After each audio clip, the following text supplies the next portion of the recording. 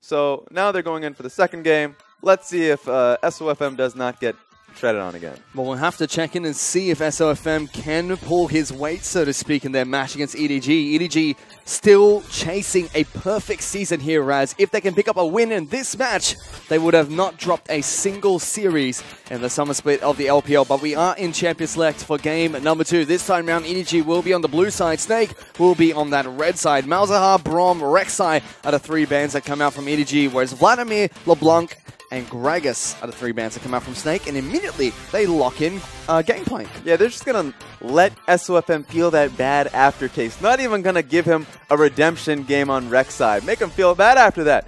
And of course, they pick up the Gangplank. Mouse has made it fairly well known, and the rest of EDG, that Gangplank is their go-to pick. We've seen it come back again. Every team is really embracing it. So yeah, Gangplank, you get it first pick. It's going to go for top lane, but at the same time, there's still a possibility that it'll go mid. Always has that possibility, but has been played mostly in the top lane in the LPL. And we've seen lots of Gangplanks come up since the changes to Trinity Force, and also picking up more of the armor penetration build on the champion. Now we have to see what Snake decide to pick up as their next 2 picks. Both of SOFM's 2 most popular picks have been banned out here. And normally, just like Clearlove, when Gragas and Rek'Sai are taken away, he normally goes back to the grave. So we'll have to see which one of these 2 junglers gets that champion. For now, though, Snake will be locking in not only the Tahm Kench, but as well as the Gnar for the top lane. Well, if you're Snake right now, you just don't know what Clearlove is going to pick. You can't just say very safely, look at him looking in that book. Well, nah, that's EDG's coach. But in general, you won't know what EDG is going to pick until you wait for him to look for that counter pick. So once again, they take, actually this time they take the Tahm Kench. We talked about how crucial Tahm Kench was to EDG in the last game. Now they have a lot more freedom to go with their pick composition that they wanted in the last game. Oh, well, really, they could do what they want. They can now control that mid lane pick as well. Let's see what that pick is going to be for now. EDG looking for their next 2 champions. We already saw Deft on his Ash game in game number 1, playing phenomenally on the champion, was able to assist in great map pressure and contribute to team fights well, as they also lock in Nami as their support of choice. So now EDG is a great team fighting team, and they are a great team play team, but they're also just amazing laners. So if you give them the Nami along with the Ash, they're really pretty much telling Snake, you lost your last laning phase, you're going to lose this laning phase. So Snake's in another interesting position where they picked that top laner. They picked Gnar already. They made it very clear that Tahm Kench is going to the support position. So EDG have just trapped them in these matchups. Take the lane swap or go home. And these 2 teams are not unfamiliar with the Nami support. Both of them have picked it up during the summer split of the LPL. We'll have to see what Snake decide to pick up as their next 2 picks. They are on the red side, so it's very possible that they will hide that mid lane pick for last and throw out something against Scout once he decides to lock in his mid lane pick of choice. For now, though, seems like we're going to be getting Ezreal as the AD carry choice, and we're going to be able to get to see Lee Sin for SOFM. They do swap at the last minute, though, for Jhin for Martin. Yeah, second chance at the Jhin. If they did go for that Ezreal, it would have been a even worse laning phase. Now you have a little bit more of an opening, perhaps. So, great point. That's an amazing picture. I'm just going to give it off to them. A lot of brothership going there. But the Lee Sin pick, that's a great pick for SOFM, and especially since this is possibly their last choice, a last game for them, they're going to go all in on this one. He was feared for his Lee Sin back when he was in the GPL, had a fantastic performance on it when he was at IWCA last year, and now he gets to bring it out for the 2nd time for Snake in the summer split of the LPL. On the flip side, EDG, they've locked in Hecarim as their jungler of choice, and they're also going to be taking Talia into the mid lane. So when you go into a solo queue game and you recognize you're going up against a 5-man queue, this is that 5-man queue. They are legitimately going to cause harm to this bottom lane. EDG have Gangplank in the top lane, able to rain down Terror, Ashe to create any pick potential, and the Nami to really just pressure in that lane. Hecarim's going to come in, rolling on, and of course Talia has a lot of pressure in her own lane, is going to always be looking to roam down. So Snake has to recognize that. Of course, they're looking to lock in that Twisted Fate for it. And that's what they pick up in the mid lane, so aiding to a lot of the global map pressure that EDG can provide. Tank will be able to assist and, relieving some of the pain that EDG can distribute on a global scale. Yeah, it really does come back down to this bottom lane party. We're going to see what they look to do. Perhaps EDG tries to adapt from that. maybe they look to another lane entirely. They have done that to try and catch him off guard. But there's so much priority, so much pressure going in. Really, Jin has to feel afraid for his life. Certainly does, and you know, Jin is kind of the pseudo-Ashe, has lots of long-range initiation and great damage up close. We'll have to see how Martin's able to use this champion. Has been playing it quite a bit here in the LPL. He's up against Def, though, probably one of the best AD carries in the region. Yeah, and then once again, we saw how the Ashe matchup was working against the Jin. This time, it's the same with Talia on top of that. A lot of wave clear looking here for EDG. And Klidov also picking up Hecarim. He's only played it once so far this split, but it's a very strong and contested champion across multiple teams.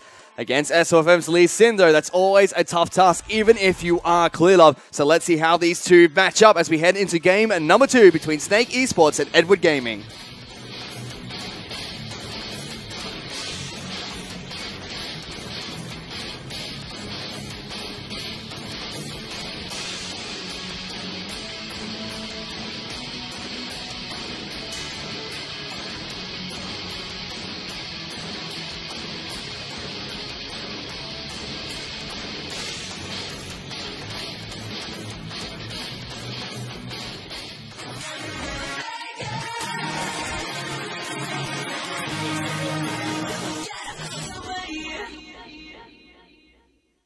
Unfortunately, it seems like we're having a couple of technical difficulties here before we head into the second match between Snake and EDG. And still, this is EDG's game to try and successfully take an undefeated split in the LPL. Yeah, and they're going to look to do it with style. I'm not too surprised the pause is coming out. If I was on Snake's side, if I saw that draft, I'd give him some time to breathe too, right? Gotta woo-sigh, like some breathe in, breathe out. You're going to have a long game tonight, so it's gonna be fun to watch. Well, judging from what Snake have picked here, it doesn't seem like they want to go for the long haul. They want to try and take things early to them, especially with Lee Sin being picked up in the jungle. A pick that we do see come out time and time again from certain junglers, but is not picked very frequently in the LPL. So yeah, the Lee Sin pick does have a lot of pressure early. It's a very natural pressure game that you're going to see. So let's see how it works out. I think for Snake, they do need to out pressure before in the first 5 levels, because if Hecarim is given the time to farm up, get to level 6, Talia just the same, then of course it's inevitable what's going to happen. And Hecarim is a champion that we don't usually see Klila pick up, like we mentioned during Champions League. This is the second time he will be playing the champion in the summer split of the LPL, whereas other junglers have been picking up as their go-to pick since he came back into popularity. Well, let's see how he utilizes this one on Summoner's Rift as we are back into the game. Those technical difficulties have been resolved. Let's see what these two teams can do here. Yeah, quote-unquote technical difficulties. More so just a little bit of a sad moment coming from them. So yeah, now it looks like we're going to be seeing how Snake do play out their early game. I do like the Lee Sin pick from SOFM. Mm-hmm. As you said, he's fairly popular on it. And it better show because he needs to get it going early. Lots of global pressure will be coming out from EDG, like you mentioned previously, Raz. Tank has brought out the Twist of Fate, though, so we'll have to check in and see if he can neutralize the pressure that Gangplank, that the Celia, and also the Ashe can distribute across the map. He's also brought Ghost to Summoner's Rift here today, so no teleport, no cleanse as well to get away from the Ashe arrow. Scout, though, is still packing cleanse on Summoner's Rift, does not want to get locked down by any crowd control. Yeah, so more mobility, but at the same time, if you're going up against Ashe, you generally do want to at least free yourself. There's a lot of pick potential coming from this team. ZDG do actually spot out Martin and Jay-Z trying to take down the Gromp camp, and by doing so, Jay-Z's already taken a third of his health in damage and will head into lane a little bit wounded. Def even gets a good volley off as to start things off, and Mako and Def already looking to try and fight. Jay-Z tries to return the favor. Martin only has a couple of bullets left. Bouncing grenade will hit both. Def getting so much damage down in return, especially with that final volley. And EDG asserting their dominance to start this game off. Yeah, Jezzo really did need to walk in to look to threaten them back and trade them off because they were in a really bad position to begin with, right? You're going up against a range versus melee matchup in the Tahm Kench versus Nami, and you really will start to see that pressure from level 1, especially with Deft A being a ranged AD carry, but at the same time, you have Volley. And it's forced Martin and Jay-Z to head back to base this early on. Clearlove goes straight from the top side of jungle all the way down to SOFM's blue buff and gets some help from Deft and Mako to rain the herd on towards this Lee Sin. It's a level 1 Tahm Kench and Jin that try to contest this with the Lee Sin. It's down low, Smite goes off, will not be connected as it does get picked up by Clearlove. Now he's on top of Jay-Z. First blood over to Clearlove, forces the flash from SOFM. He's incredibly low, can't come back into his fight. Market gets seismic shoved into the wall. Def gets another kill. It's a 2-0 for EDG. It's not done yet. Mako's still chasing. Tank has to put out the gold cards. He's flashed forward. Looks for SOFM. Does get the shield down. He's just stuck under this turret though. A volley from Ash is all it will take. Mako walks up, gets the slow, can't get the kill. He's kiting back and forth. He will get taken down here. Gets eaten up by Jay-Z. Somehow they keep him alive and somehow Tank and SOFM live. Yeah, he's a little tilted off that one. But Snake have to be tilted off that. We just talked about how Snake need to get this game going early. And already they're at a significant deficit from that bot lane level 1. And of course, in EDG fashion, if they're going to get a lead in that bot lane, immediately after that, they go straight towards that jungle. It's 4 minutes into this game, Raz. Martin has 0 CS. He will finally pick up his first minion here with that bouncing grenade. And he's not going to get much out of it because Def is just going to eat up this nice big minion wave. Martin's still level 1. That's how bad of a start it's been for Snake so far. And it's only going to get worse. At the very least, EDG is going to be able to farm up to 6, right? There's so much pressure coming out of this bot lane that they can get there safely. But worst case scenario is EDG then saying, well, actually, we have such an early game lead. We're just going to continue to snowball it, continue to come bot lane. Every skirmish, every fight we get is going to be on our way. And there's reason for that to even happen. It looks like SOFM is going to be putting on his camping boots. He is down here in the bottom lane trying to assist Martin and Jay-Z. It is a level 3 Ashe and a level 3 Nami to the level 1 Jin and Tahm Kench. So even if he wants to get a gank off in this lane, there's a huge disadvantage in levels between these champions. Martin now takes a lot of damage. Def hits level 4. Tank getting ganked in the mid lane as well. Hecarim's jumped on top of him. Scouts chasing on forward. Gold card's not going to come out fast enough. In the bottom lane, action finally takes place. But now Jay-Z's in trouble. Def just marches on forward. SOFM has to come back into this one. Jay-Z chases, gets taken down. No. Def goes toe-to-toe. SOFM tries to clean things up, but it's already a double kill that comes out for Def. He can't quite take down SOFM, but it's a 2-for-2 trade in the bottom lane. That was really bad for Snake initially because SOFM was trying to get that gank going, but he could not get Martin to follow up. He was far too low. And so, of course, EDG will take the responding fight, and that's another double kill going towards, Ashe, but of course now Lee Sin has 3 kills to his name just the same. He's 3-0-0, but Clearlove is 2-0-0 in this Hecarim as well and has been farming up a Storm. Top side of the map, fairly even between EDG and Snake. We can't touch on that too much. Tank's already been taken out once from a gank in the mid lane. He's 20 CS behind. Deft is about to be 20 CS up ahead of Martin as well. He's level 4 to the level 2 Jin in the bottom lane. It's not looking good for Snake at all. Like, these stories just don't write themselves because EDG right now, a lot of their goal is going on Clearlove and Deft. 2 players right now that are just, they've done so much for this team for this entire season. The last season the same. And on Snake, of course, a lot of their gold is on SOFM. Can he make use of it? Perhaps. He's going to try and get even more gold here for himself. He goes for another gank in the bottom lane. This time, it's going to be Martin that picks up the kill, capitalizing on the aggression coming out from EDG's bottom lane. So yeah, that's one of the weaknesses coming out of EDG is that they have a very strong lane. They're going to look to pressure and get as much damage as possible. So it looks like a very easy target for SOFM to go in and look to assassinate Nami on that one. Top side of the map, Mouse wants to head back to base. Flandre trying to stop his recall wherever he possibly can. And again, SOFM picking up his signature build on the Lee Sin, goes for Tiamat before completing his jungle item, making sure he can clear out these waves nice and early, get a little bit of extra damage in between as well. Yeah, a lot more damage, and on top of that, a lot more, it's just cheaper on top of that. So I think it is the best build. A lot of people are looking for it. You can look to skirmish whenever possible. Reminds me of Rush a little bit in NA. Well, not in NA anymore. Sad face.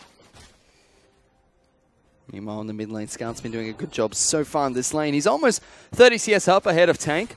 Still yet to hit level 6 on this Twisted Fate. It's not only a level disadvantage in the bottom lane, but mid lane, Scout is 2 levels ahead. He's looking to try and move down towards the bottom side of the map. Does get caught out trying to rotate. And immediately Tahm Kench and Jin will back off towards the safety of their turret. So that's really smart from Scout. We just saw him look to rotate towards that bottom lane. Ashe was at 50% in the XP, and they looked to getting something on. Okay, Flash. Flash comes out from Scout. Will be able to escape the gank that came out from SOFM into the mid lane. Tank even used his Ghost there to try and catch up onto Talia and get the stun card down. But it's not going to happen. Still, good look as they burn the Summoner spell on Scout. Yeah, forcing the Flash will mean quite a bit. Now there's a lot of danger, a lot of level 6 being hit on Deft, level 6 on Clear Love. So anyone who... so Tahm Kench being mid lane is really good for them, for Snake, because otherwise Twisted Fate would have actually just been killed off that. That definitely would have been a dive that would be initiated there by EDG. SOFM's now inside of Clear Love's jungle, farming it up. But Martin almost walked straight into the enchanted Crystal Arrow. The Weaver's Wall will cut him off from the turret as Mako jumps over and takes up the turret. Hecarim's there ready for the flash, using the ultimate to get out. Top side of the map, it's a 3-man gank that comes out from Snake to take down Mouse, but they trade 1-for-1 across the map. 3-man on both sides. Really good response from Snake to get a trade off of that because Martin was doomed. So now it looks like they're going to try and trade towers for it. They should be able to do just that. Martin, he's level 4 on Jin here, Raz. Even mentioning it, not having a great game, but it's just a disaster at the moment for the AD carry of Snake. This turret will eventually fall for Def, just letting as many minions as possible die before he takes that one down. There were pings coming out on over towards the Mountain Dragon, so EDG want to try and start that one up as well and look to take down the first Elemental Dragon of the game. So this is just EDG at this point. Looking to kill off the entire wave before really rotating towards this, or before letting the tower die. It just means that it's going to be even harder for Jin to come out and pick up that CS. If he's going to do it, if he's going to commit himself to take that wave, then he will look to get dived. There is a lot of unsafety for him whenever it comes for him to be walking up and picking up these minions. It certainly is, and only 10 minutes into this game, the gold lead doesn't really do this game justice. It's only 1,000 gold in favor of EDG, but the experience advantage that they hold at the moment is phenomenal. They're a level up in the mid lane, a level up on their AD carry as well, close to 2 levels even. So looking strong to start things off, but they're going to have to pull out a nice goal lead for themselves wherever they possibly can. Yeah, Flandre is looking to sit into the bottom lane, look to pressure out this matchup here. Perhaps even trying to chip out this turret. Do want to see what he's there for, though. Want to do have Twisted Fate as well as SOFM rotating down towards the bottom side now. So it looks like it's going to be a 5-man on towards this turret. EDG can't really contest just yet. They've only got 3 members down there to start things off. Now here comes the arrow. Lands on top of SOFM. Bubble will not connect. Flandre will go Mega in a second. Mako on the front lines. There goes the Weaver's Wall, cutting off Martin and Flandre. They're stuck in the corner. Scout will sideways shove Flandre back, but a big Gnar ultimate as well as a big wallop comes out from Flandre. Locks down 3. Mouse will be able to take it down. There goes the ultimate from Gangplank as 3 members get locked down by Clearlove. Mouse now trying to kite back and forth. Jay-Z will fall. It's now a 2-on-2 as Clearlove gets the double. SOFM still trying to clean things up in the backlines. He just top of Gangplank. Will be able to take him down, and Tank takes down Clearlove. They get a delayed ace for Snake. That was really well played by Snake. Taking down the tower. EDG throw out the Ashe ulti a little bit far too early, and Snake just walked forward. They take that fight, and they were able to just come out ahead out of it. You know, this is why I really like watching SOFM on Lee Sin as well. But before we go into that one, here was that dive again, Raz. Take us through what happened here. So the Ashe ulti does come in far too early.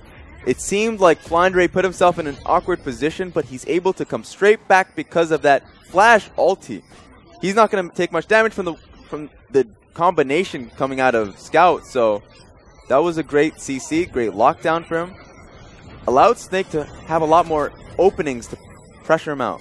You see also the Tahm Kench being utilized quite effectively there. Eats Martin over the Weaver's Wall and gets him to the safety of Snake's side of the map. And this is why I like watching SOFM on Lee Sin. You know, disaster strikes bottom lane, everyone's dying there. Mid laner is 2 levels behind, a lot of CS behind. But he's still got a 5-0-4 Lee Sin running around the map, Raz, and he's wreaking havoc at the moment. EDG looking to try and collapse on top of him, though. Gets the safeguard on towards JC. He will get locked down by the bubble. Spits the Lee Sin back out. Sacrifices himself for Snake's jungler. But he's getting locked down by the tidal wave. Will go back in trying to get a kill. But the shutdown goes down over towards Clearlove. Yeah, they just collapse on him. You cannot walk in. You have no right to walk into that blue side jungle and look for that countering, that counter jungling. So they catch him doing it. Tahm Kench comes to save him, but there's only so much you can save.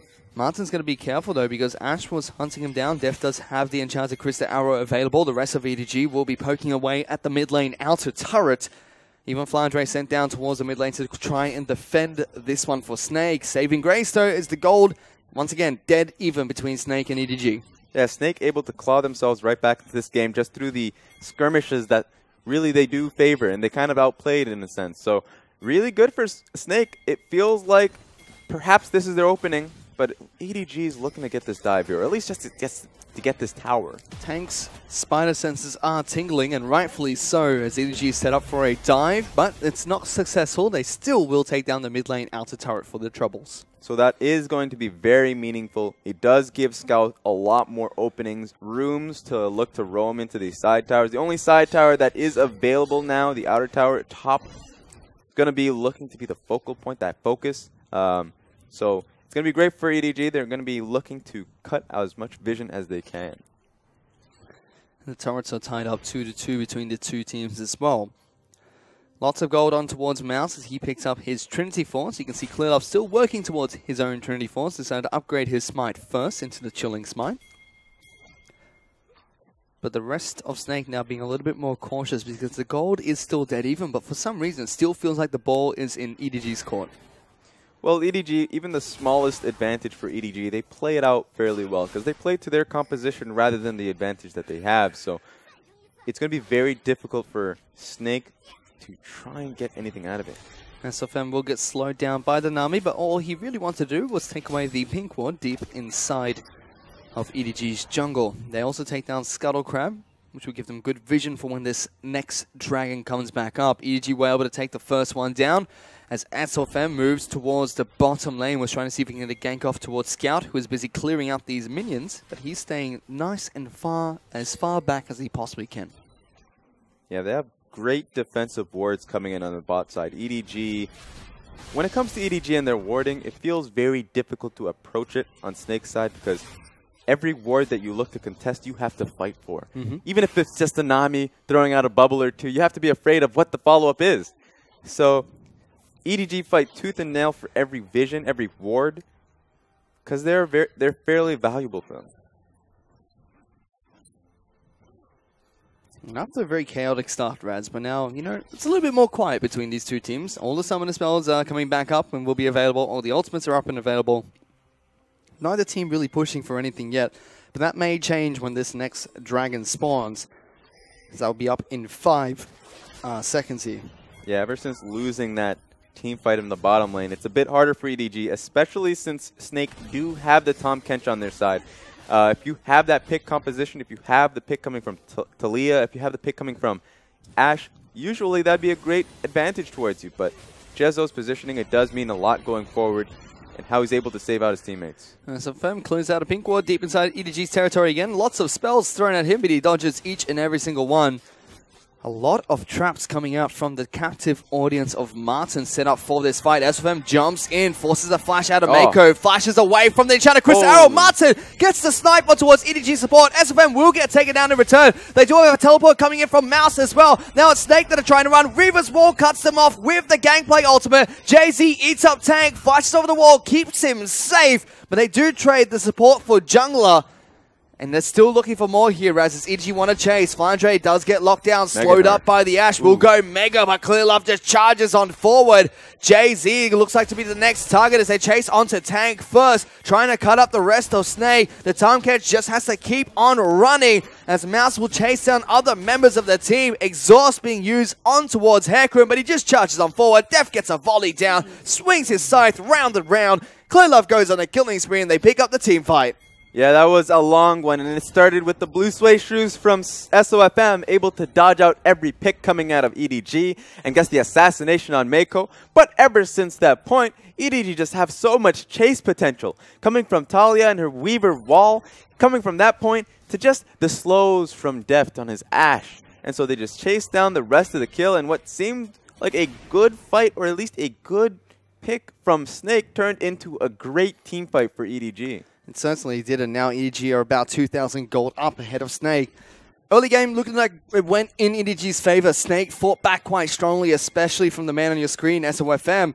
But during that last fight, they traded the person with the most gold on the team for the supports of EDG. Not the best trade at all. Yeah, they'll take that trade. And suddenly, Clearlove, he's 8-1-2, Raz. He is a big horse. It's never sudden. Fish, it's never sudden. It just keeps happening. Oh, Ocean Dragon will get taken out. Curtical comes out from Jin. Tidal Wave will be able to cancel that one. Teleport comes in, but Weaver's Wall just locks everyone into this pit. Flandre will be happy with that as he goes into Mega Nah, but he's getting locked down as well. Gets the Wallop up to death, but dives to Scout. Tank's going to be the next target as the Talia chases on forward, uses the cleanse to get out of the gold card. Seismic shove, shoves him into the grave as Martin gets locked down by the Stallion of Hecarim. And EDG's cleared off is unstoppable as they pick up 4 kills in that team fight. This is very daunting for Snake. It feels like they can take the slight early game, or at least the early fight, the early portions of the fight. But once Talia just separates Snake's team, once they get the first pick, once they get the second pick, it's all over for the rest of Snake. They can never really get away from the chase potential. And he goes straight towards SOFM. They're not done yet. He smites it up. SOFM stealing the movement speed, trying to chase him away from the Krugs, it seems. Clearlove is very angry. And you see the damage dealt in that team fight. I should say the lack of damage coming out from Snake. Only Chin really getting damage down there. Mouse now has to try and run away. Tom Ken's trying to get a flank off as he eats up Tank, but the gold card will expire. He's ghosting. Ghost has been used by Tank, trying to collapse on towards him. Will get the slowdown from the barrels, and they will not be able to chase him down in time. Yeah, they don't get him. That's going to be unfortunate. And it gives EDG the time to just back and head straight back onto the wards of the map. And that's a very, very small detail, right? But it means so much. Back timings, they're so valuable, especially if you're a team that's just trying to upkeep the wards, the vision that you currently have. And so it feels like a very free backing for them. Now they're going to head out back, clear out their jungle in terms of Clearlove, and they're just going to get straight towards this Baron. And there's a 5,000 gold lead for EG to work with as well as they head towards their next objective. Baron will be up in 2 seconds as we approach 20 minutes into this game. EDG have great Baron control and have had great Baron control this entire split. They swept out the Baron pit as well, so they know there's no vision coming out from Snake onto this objective. But first, they ping out the top lane outer turret, the final outer turret left standing in between them and the base. Yeah, with how many fights that have been happening on the bot side and the middle of the map, a bit surprising that the top lane is still up, but they still have to protect this mid turret. And Snake make an aggressive movement and send 5 members towards the mid lane to try and take down EDG's outer turret. EDG react by pulling everyone away from that top lane and moving to try and force a fight in the mid lane. That forces Snake to go back and play a little bit safer. Def will now show himself and get the final auto attacks down to take care of this turret. So yeah, the differences between both of these teams, I mean, there are a lot of differences, but the main one in this game is EDG's team fights, EDG's picks turn into actual gold, actual vision, and towers for them. On Snake, on the other hand, their skirmishes, they don't turn into much, and it looks like they're going to continue to chase out this GP. Better watch out. Baron's being started. Gotta be careful though. Mouse trying to do what he can to delay some time. Eats an orange, and he's K running away as SWF and Tank still try to hunt him down. The final blue card will be enough. Tongue Lash from Jay-Z looks to steal the Baron, but Mouse has taken enough time out of Snake's book and will allow EDG to take down the Baron. I mean, I was talking about the subtle advantage in the last time they chased down Mouse and just being able to come back onto the map. But this time they get a free Baron on top of it. Not so free. Mouse is dead, of course, but but they'll take that. They'll take that trade any day of the week. They certainly will. Now Snake, they have to fight up against a Baroned up EDG, who are now 7,000 gold in the lead. It was a really big start for EDG. Really, really strong right out the gates. Snake fought back quite well, and then suddenly the goalie's just been blown wide open, whereas it looks like EDG are going to be able to get their undefeated run in the LPL. Ooh, never say never on that one. Snake could find that skirmish, could find that fight, but you're right. EDG have been playing incredibly well up until this point. The gold lead is coming back, but I always feel like gold leads for EDG I don't want to say that it don't matter, but especially when they were 1K ahead, it felt like they were 5K ahead. It felt like they were 10K ahead. They were really taking quite a lot a massive amount of control, and they just keep going for Mouse. Well, Mouse has to be a little bit careful as he will get jumped on again by the Twist of Fate. He tries to duel out SOFM. He actually gets the 1-on-2 outplay. Takes down SOFM. Tank will get the revenge kill. But that's still a statement from EDG's top laner, as now they try to collapse on towards Scout in the mid lane, gets a good double seismic shove to knock away the incoming Tahm Kench and friends, and EDG work on the top lane in the turret while all the action is taking place in the mid lane and bottom lane. I mean, Snake are just trying to get a fight or two, trying to pull EDG in, but they're just going to the opposite side of the map. They got a free tower for themselves, and it looks like they're going to get another one. Well, they're trying to chase for this inhibitor. The rest of Snake are close by and waiting to contest for this. Scout, though, is chipping away at the mid lane inhibitor turret at the same time. Got it down to about half health. The Snake continue to rotate around the map and try to defend their base. Clearlove will charge on towards this turret, chunk it down too. So playing a very patient game, EDG. It's a chip damage game. Snake, and that would have been disastrous. Oh, they've gone in. That's SOFM going in really deep. The ultimate comes out from Gangplank trying to catch Tank off guard. Chunks his health down pretty low. But a big summon spell burnt, a big spell being burnt, from EDG's top laner. And Scout does get out safely, so does SOFM. Yeah, it's just a game of chip damage. Every single time, Snake sends more than one person to defend the top side, or maybe even the mid turret. EDG will just say, you know what, the next unit, go towards the top side. Even Clearlove getting in the nice charge damage in on that tower. So a lot of chip damage going down. That just means that one proper skirmish, one proper team fight for EDG will result into 2 inhib towers if they play it right. Exactly that, and there's still about 8,000 gold in the lead. Dragon is back up and available. It's a Mountain Dragon this time around for EDG, which would assist them when they try to siege Snake's base. And they're still taking things slow and steady, EDG. Not rushing or risking too much in this match. Yeah, I mean, they have the lead here. They're just going to keep pushing it. They're playing perfectly, and you wouldn't even think that this game meant nothing, right, in terms of just the standings, because EDG just don't care. And this is a big difference that I see from this team from now and from prior seasons. They're keeping to their same lineup, and on top of that, they're playing to their game. They're looking for Mouse again, but they spot out EDG inside of the red buff of their jungle. Weaver's wall will not connect as SOM just hops to safety over the Gnar. Yeah, both of them can hop over that ulti, so either way, not very impactful, but it does have a fairly low cooldown. Still, EDG looking to continue their split push. Mouse has been the center of their attention from Snake, and every single time they collapse on towards him, they try to take something elsewhere. SOFM now going toe-to-toe against this gameplay. He tries to kite around the minions and tries to get a couple of more barrels down, but now they're just farming on opposite sides of the map, Raz. Not quite sure what their objective is here.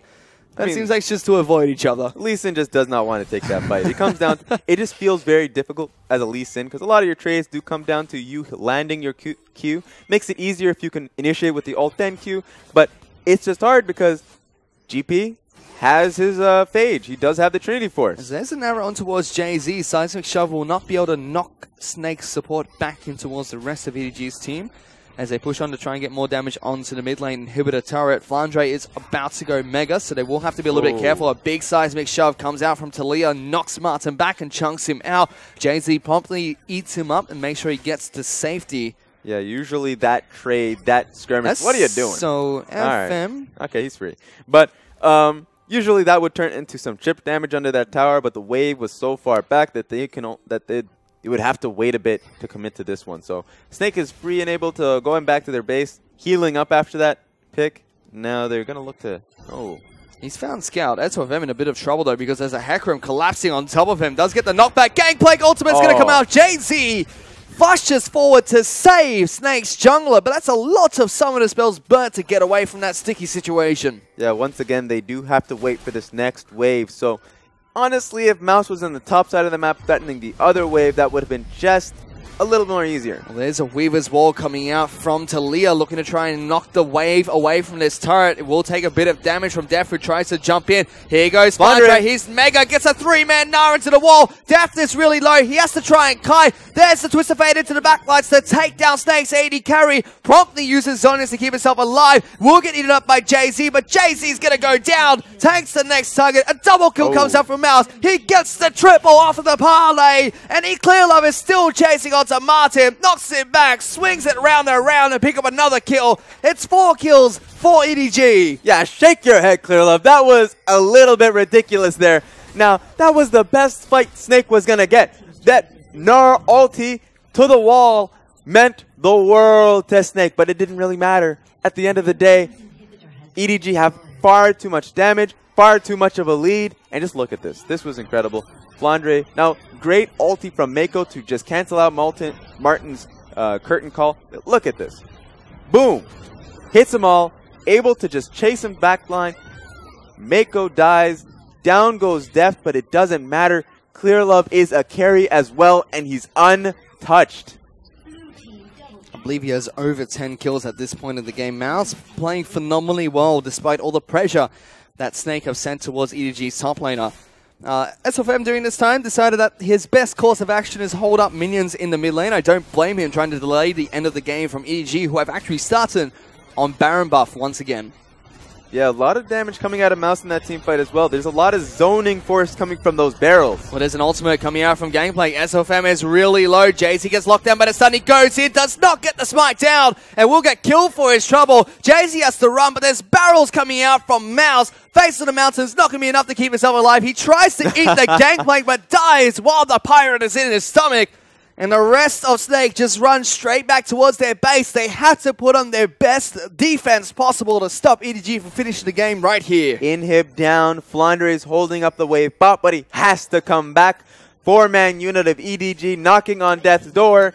But man, you cannot win that 50-50 trade on the Baron Smite against Clearlove. He's playing it out incredibly well. His team is allowing him to get the best advantage possible, but they're doing it. Well, they've got inhibitors, they've got minions, and they've got Baron buff. They're pushing towards the Nexus. Respawn time is rather large, but they will be back up and online. Let's see if Snake can try and defend here. Flandre's gone in. Meganar on 3. Flashes away from EDG. Clearlove's the first target. SWM's deep into the back lines. Tidal Wave will come out, locking them all down. Hecarim goes into the back lines as well. Deft has been left untouched as he gets another kill. Tank's the only man left as a double kill will come out. He's popped the Destiny. He's going somewhere else, Raz, but it doesn't matter because EDG, they're going to be able to take down the Nexus and also finish the season undefeated in the summer split of the LPL. Are they going to get him? Tank, you better watch out. They want it. They really want the dive. They're doing a lot of damage, but it's not enough because the Nexus will eventually fall down. EDG finish their split undefeated. Now this seems like it's a bigger course for celebration, bigger than Clearlove's birthday, actually, that we had a couple weeks back. This is great. You got your 16-0 run. Now, Matt, can you get yourself an undefeated run through the playoffs? That's what they'll be looking for as they head into the playoffs as the #1 seed of their group. Snake, they do drop their games here today, but they're still the 2nd seed from their group heading into playoffs. Yeah, so this does mean a lot for both teams. Both teams playing to their best. You even saw the Lee Sin coming out of SOFM.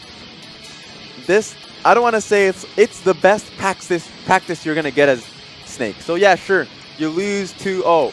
And both games felt fairly hard. Now sure, the second game was fairly hard for EDG to finish out, but it felt like Snake were always 2 steps behind. Really felt like just that because EDG burst out of the gates in game #2. Game 1 a little bit more clinical for them. Game 2 was a little bit more scrappy, but they show once they get their goal lead, there's just nothing that the opponents can really do to try and get back into the game. Yeah, exactly. So I mentioned the goal lead's not really mattering. Now it does, of course, matter, but it always feels like EDG can make the best use of the vision control that they have and the minute goal leads that they have. So we'll have to see if EDG can continue doing just that because, you know, phenomenal performance from them. Snake, they're a very strong team, but they always seem to falter when they get closer and closer to playoffs, especially when they do eventually go into playoffs. And a couple of the mistakes that, yes, they made mistakes against EDG and they were not able to pick up a win against an undefeated team in the LPL, but still, there were very questionable decisions coming out from that team, especially in the second game. I mean, in the second game, I don't want to say you lost from lane, right? But that's what it felt like because from the very, very start of that game, Martin and Jezzo walked up too far forward in a bad matchup. They had a very, very bad trade. They had to back immediately after that. So it felt like EDG, they saw it, they smelled blood, and immediately forward, they just went and looked to chase them into their blue side jungle. And they did a good job of doing just that to pick up a very early experienced lead. I'm not going to say goal lead because goal was dead even between the two teams still during that time, but experience was definitely in EDG's favor. SOFM, though, he was able to claw the game back for them. It was a night and day performance almost from Game 1 and Game 2. Well, the reason for it is just he was able to clean up those kills, right? Remember the dance that was happening in between towers where Nami was just like, I'm going to kill you. You lived with just a little bit of HP, right? He was able to get a kill from that. He was able to clean up. And his decisions to come back bot, save his bottom lane, won, but at the same time, accrue a few more kills for him. He was able to stagnate that game for a little longer. And it really feels like, again, EDG's two unsung heroes. The new top laner, Mouse, he had a great game in both matches he played. You know, he was a little bit of a mouse in that first match, and we even have Scout as well performing really well in the mid lane for EDG. But we can check in with the MVP for that match, actually, which is going to be Clearlove in the jungle again. He was 11, 2, and 12 on his hack room and had a phenomenal performance in both games he played today. I mean, time and time again, we noticed that Clearlove's going to get that MVP. And every single time you see his KDA, it's absolutely ridiculous. He just doesn't take risks, and this was the result of that bottom lane lead that they had. They went for that blue buff, and on top of that, they're like, actually, you're fairly low. We're going to take the fight, and they came out ahead of that.